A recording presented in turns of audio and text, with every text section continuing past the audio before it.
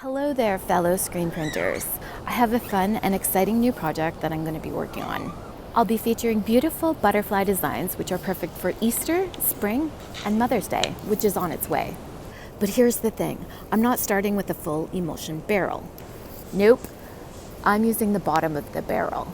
And that's where the real fun begins. You see, screen printing is all about experimentation and creativity. And that's exactly what I'm going to showcase today.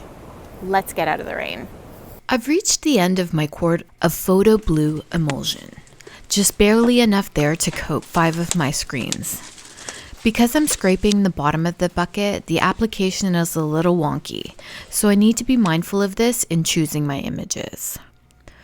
I can fit 2 templates per screen, so my plan is to create 5 different images using only 2 colors per image, or more specifically 1 color plus black. I'm going to head over to instantart.io and generate some images, but I'm not sure what I'm going to type into the prompt. While I look out my window for inspiration, the snow continues to pile up, which makes me long for warmer weather. I'm anxious for spring to arrive. Flowers, butterflies, and dragonflies are a good starting point, so let's see what images we can generate. If you are planning to use an AI generator, be sure to schedule a few hours of your time to generate a collection of images to choose from. Each prompt can take 15 to 30 minutes for the AI to generate. I've had previous success with using the Model ID Redream, so I'm going to continue working with this setting. After spending about 2 hours generating 10 images, I've decided to narrow my focus and just look into butterflies. The first result was exactly the type of image I want. So while I'm generating more images, I'm going to download the ones I want and then head over into Photoshop and get started with the first of 5 images in this series. Let's take a look at these first. This butterfly design is exactly what I'm looking for. The design is going to allow for the white of the paper to shine through. The image next to it is very similar and quite lovely. This could work, so I will download this one as well. My only hang-up about this image is the dark background. It will need some more serious Photoshop work, but I'll keep it in mind. It may be worth converting this one to have a white background, so I'm going to download this one and give it a try. I'm going to wait for the image AI to generate a few more options. In the meantime, I can get started in Photoshop with these first 3 images. I'm renaming these downloaded files and then creating a new 5x7 landscape Photoshop document to paste butterfly number 1 into. I spent about an hour or so trying different settings and played around with getting the black and magenta plates how I want them to appear. To start with, I work with the images in RGB mode.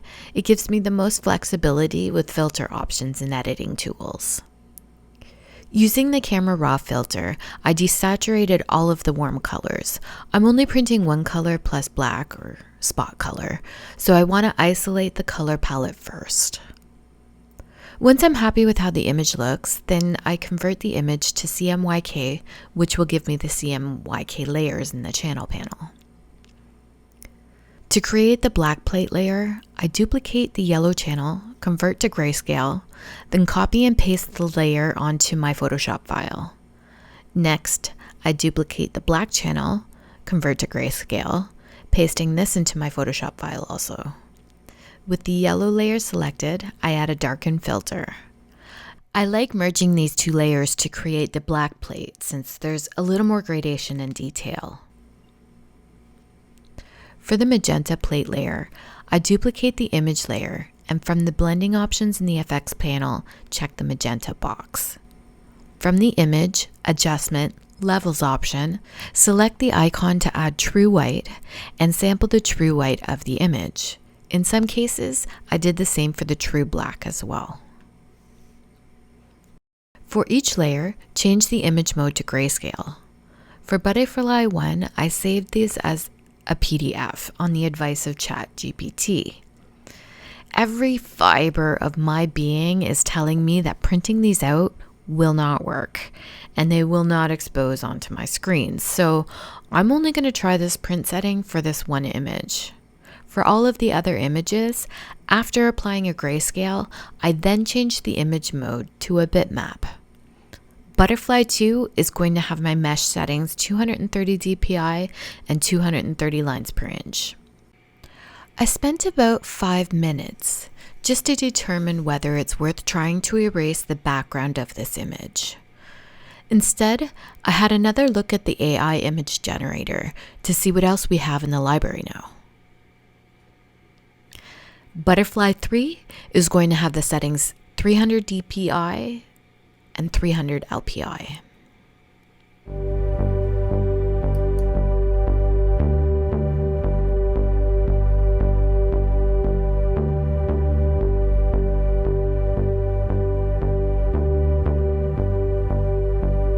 From here, I went on to complete the Photoshop preparation for Butterflies 4 and 5. I used my HP printer to print out the 10 templates onto transparency film. And this is where I got too far ahead of myself. Rather than working on all 5 of these images at the same time, I should have slowed down and followed through the entire process with the image Butterfly 1 first. This way, if I needed to make any adjustments to my Photoshop templates, I can still do that before wasting any more resources. My gut was right. Simply printing out a grayscale image is not going to process onto the silkscreen. The UV light either passes through the image or it doesn't. While gray tones can leave their impressions on the emulsion, the ink won't pass through these areas. So moving forward, I will always be converting my images to bitmaps before burning them onto the plate. The pixels of bitmaps are on or off, black or nothing. To create different tones, a bitmap image will space pixels further apart or closer together to give the illusion of grayscale. Knowing this, the next issue then becomes addressing the DPI settings. The settings are going to be dependent upon 2 major considerations: the printer used to print the plate and the mesh thread count of the silkscreens. Learning to calibrate the right settings is going to take trial and error.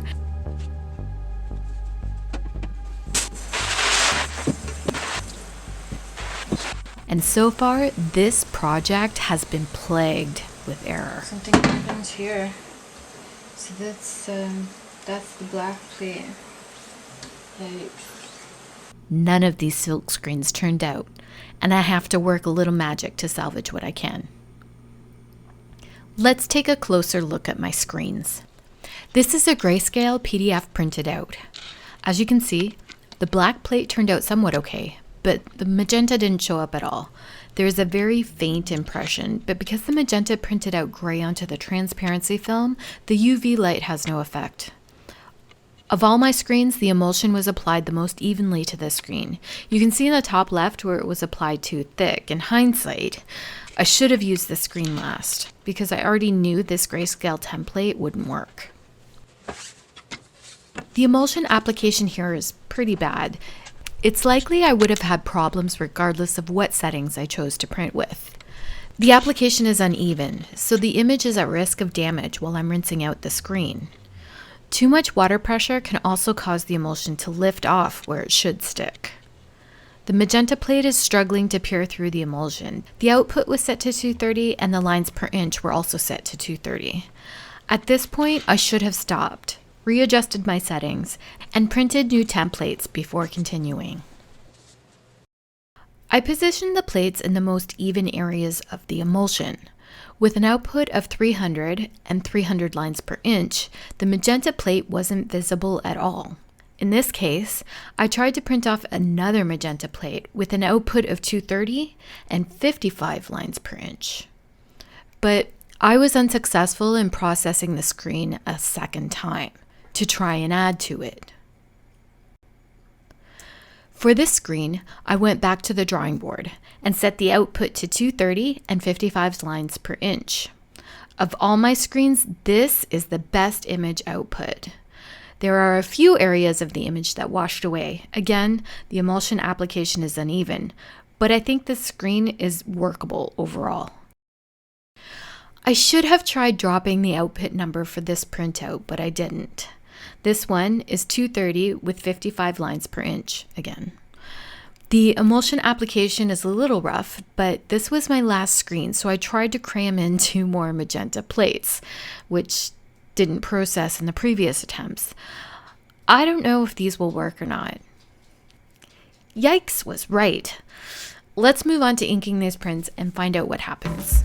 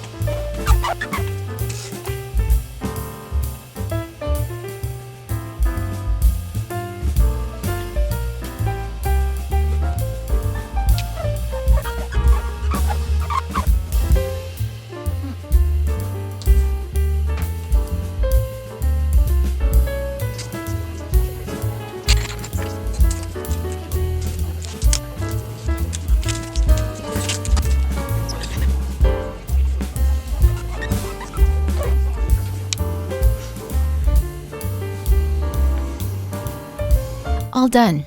Well, sort of. Let's give a little critique of what's been created. First, we'll have a look at the final results overall. I'm not interested in comparing these to the original image, but instead, how well they stand up for their intended purpose. A greeting card. Okay, so let's stand back and look at the series as a whole. Right from the onset, I can say that images number 3 and 5 are complete. But I think numbers 1, 2, and 4 need a little more work. Having a look at this first result, the most obvious issue is the lack of detail in the bottom left and bottom right. Don't get me wrong, I like that there's only a faint, abstract impression of the surrounding flowers. But I think because the spot color only printed on the top half of the image, it feels unfinished. With this second image, there's no spot color, and in some respect, this looks more like a Rorschach or ink blot test. Overall, I really like this print as is, but I don't think it works as part of this series. Despite the beauty, it carries a sense of somberness, which I think can be lifted by adding a layer of color.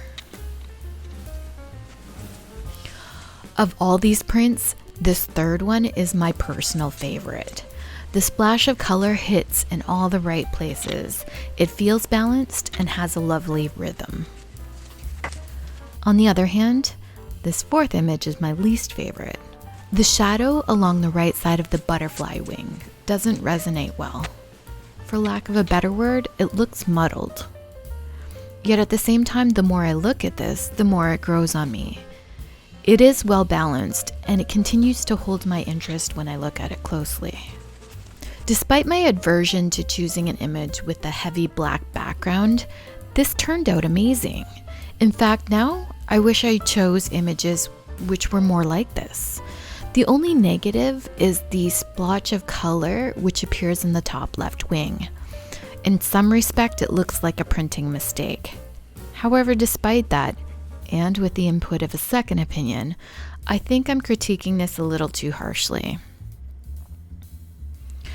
Because overall all these images are quite similar in composition, I'm going to see what I can do with my existing silk screens to overlay another layer of ink and make some improvements.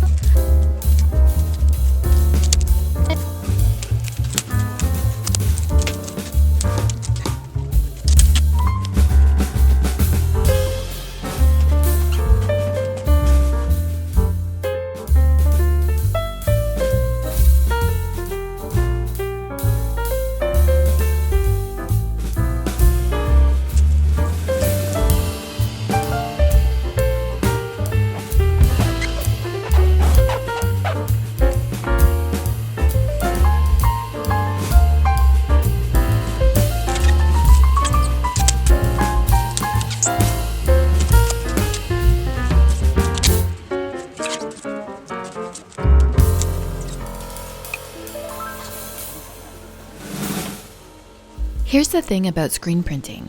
Even when things don't turn out perfectly, you can always find a way to rescue your prints. In this case, I was able to mix and match my screens to add additional layers, which in my opinion saved these images. But wait, what about that fourth butterfly image? Ultimately, I decided to leave my least favorite alone. As it is, I find it engaging, and I believe additional layers will hurt rather than improve the final outcome. Most importantly though, I want to know what you think. Click the QR code to rank these cards from your favorite to least favorite. And remember, the next time you are nearing the end of your emulsion supply, don't throw it away.